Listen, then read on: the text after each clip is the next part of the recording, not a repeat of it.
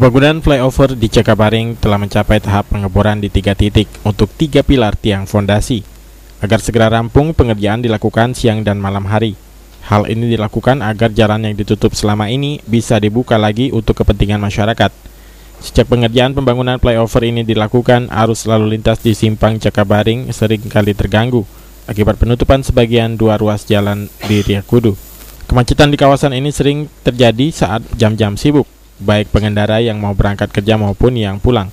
Apalagi saat ini pihak kontraktor sudah memulai pengeboran untuk pemasangan tiang flyover.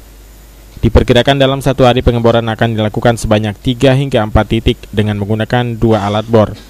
Pembangunan flyover simpang Cakabaring ini diharapkan dapat cepat selesai agar kemacetan arus lalu lintas yang sering terjadi di kawasan tersebut dapat dikurangi.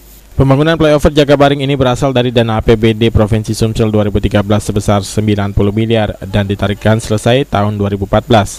Saat ini kondisi jalan di Kota Palembang sudah sangat padat akibat tingginya tingkat pertumbuhan kendaraan dan ekonomi masyarakat.